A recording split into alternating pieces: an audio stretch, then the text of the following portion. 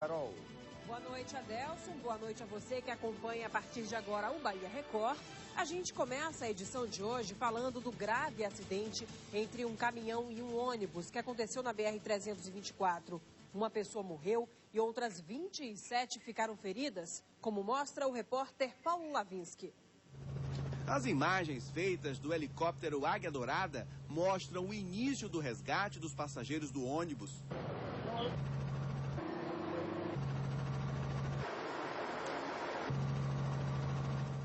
Eram 28 funcionários de uma construtora com obras do polo petroquímico de Camaçari. Todos estavam indo para o trabalho. O acidente causou um longo congestionamento na BR-324. As ambulâncias tiveram dificuldades para chegar ao local.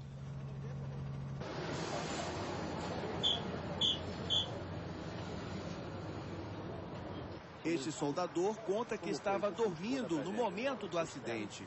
Nunca senti uma coisa dessa na minha vida, não. O negócio sem palavras mesmo. A porrada foi tão grande que eu pensei que estava até sonhando. Esta outra vítima com ferimentos leves viveu momentos de horror.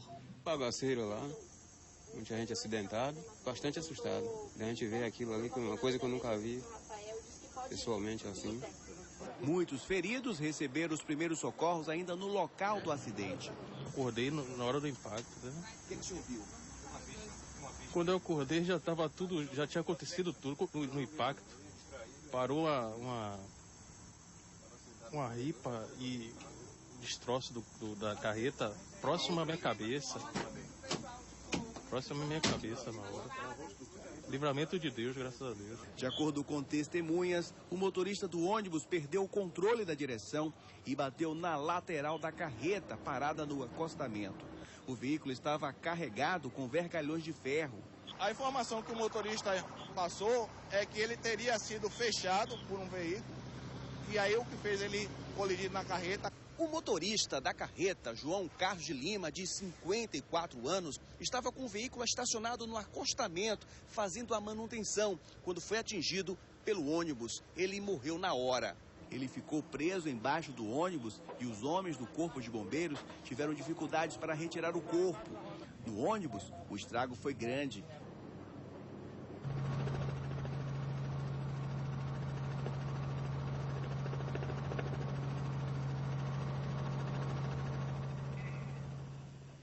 A construtora responsável pelos funcionários que estavam no ônibus diz que está prestando assistência necessária aos envolvidos no acidente. E o socorro às vítimas foi dramático. Os médicos do SAMU contaram com o apoio de voluntários, mas tiveram muita dificuldade para resgatar os feridos.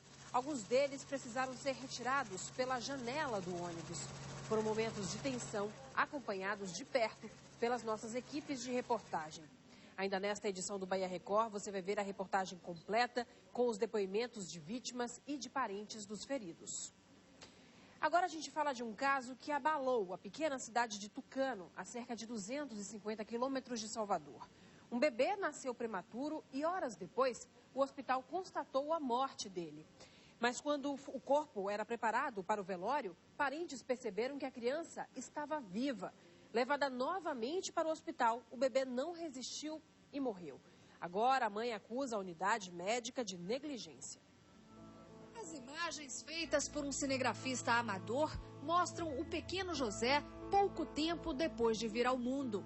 A mãe da criança se emociona ao lembrar do momento em que viu o filho pela primeira vez. Mas estava uma coisa tão linda, uma criancinha pequenininha nascendo, se mexendo, uma criança normal, porque eu olhava assim, dizia que ele falava que meu filho estava normal, ninguém falava que o meu filho era de 6 meses. O parto foi realizado às 18 horas do dia 28 de novembro. Mas, de acordo com o laudo médico, a criança teria ido a óbito cerca de 5 horas depois, por apresentar dificuldade de respirar e má formação de alguns órgãos. A criança resistiu das 6h18 até 12h30 da madrugada, quando foi umas 12h30, a enfermeira-chefe veio me falar que ele tinha vindo a óbito. O drama desta mãe estava apenas começando. No momento em que vestia o bebê para o sepultamento, um familiar teria percebido que a criança estava viva. José foi levado para a enfermaria neonatal do hospital. mas 2 horas depois acabou morrendo. A família acusa o hospital de negligência. O sentimento que fica é de indignação, né? Saudade, a revolta, porque muita gente fala o que não é pra gente falar porque não vai dar jeito, porque não vai ter... A gente como pobre, tem gente que acha que é pobre, não pode lutar contra eles, então é pra ficar quieto. Eu acho que tem que falar mesmo, tem que botar a boca no trombone mesmo, independente de política, independente de quem esteja lá comandando eles, tem que falar. A equipe de reportagem da Record procurou o hospital. A direção da unidade não quis gravar a entrevista e permitiu apenas a entrada da produtora.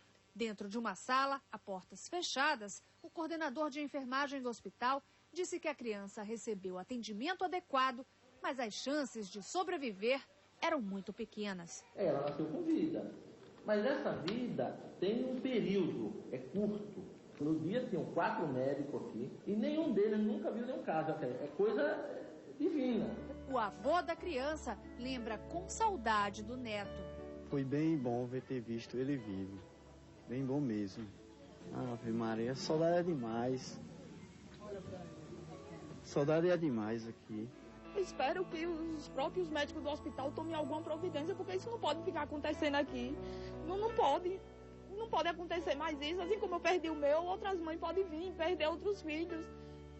É uma coisa que a gente não sabe nem o que explicar. Não sei. Eu só queria que eles tomassem as providências para vir uma UTI para ir. Que se tivesse uma UTI aí, meu filho estava lá, estava vivo, estava respirando. Para daqui a 1 mês, 2, 3, está comigo dentro da minha casa, eu cuidando dele, mas não. É uma coisa que nem quem tem uma UTI. Por falta disso, meu filho morreu.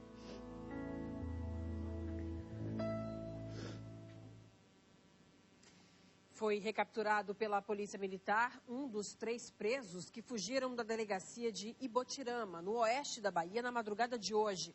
Paulo Henrique Baraúna de Souza foi localizado na zona rural da cidade.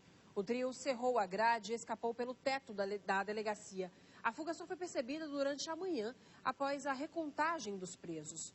Os outros 2 detentos que continuam foragidos são Emerson Honório do Nascimento e Cleiton Nunes dos Santos.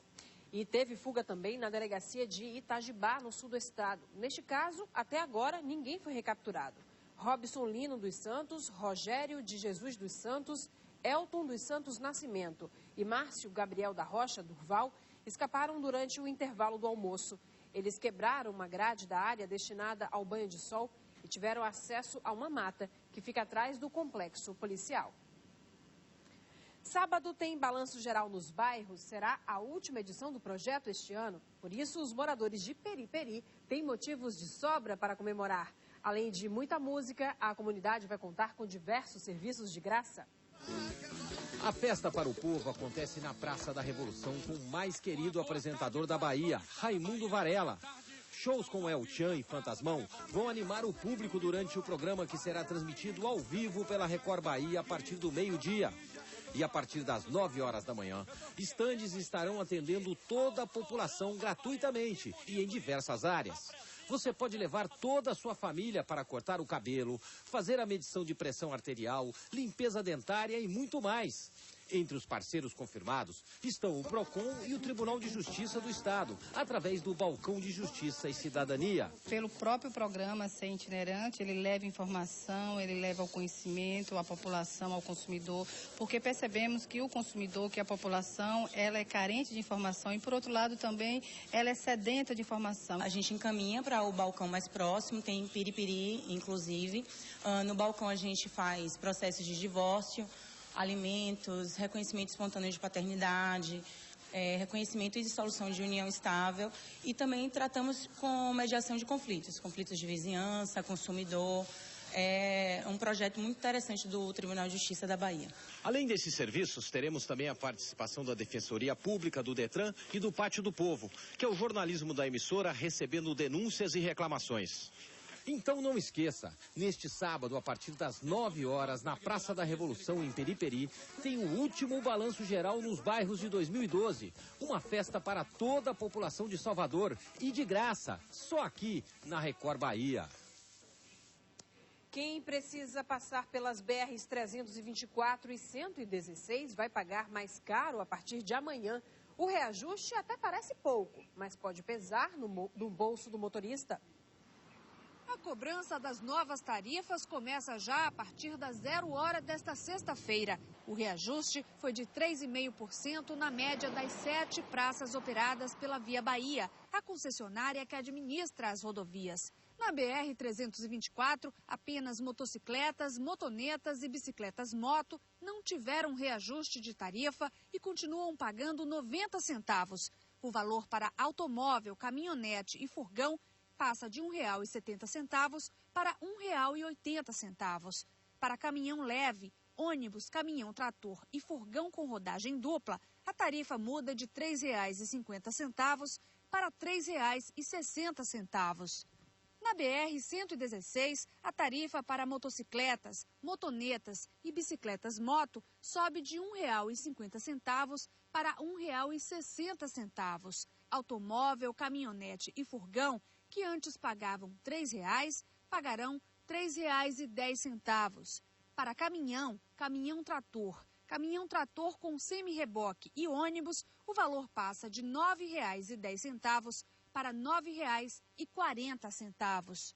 Os reajustes são definidos pela Agência Nacional de Transportes Terrestres, que também autoriza a aplicação do aumento. Segundo a concessionária, esses valores serão utilizados na melhoria da prestação de serviços aos usuários e também na realização de obras de manutenção das rodovias.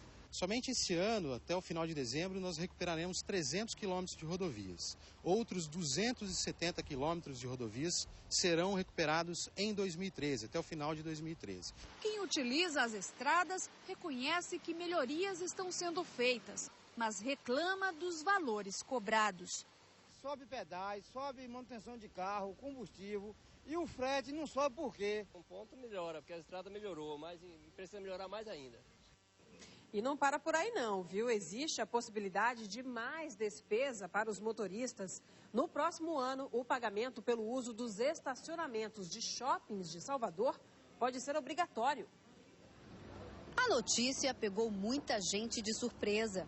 Um absurdo, né? Porque se a gente já vai pro shopping para gastar, ainda para pagar estacionamento, fica difícil, né? Eu acho que vai ser ruim para o shopping, né?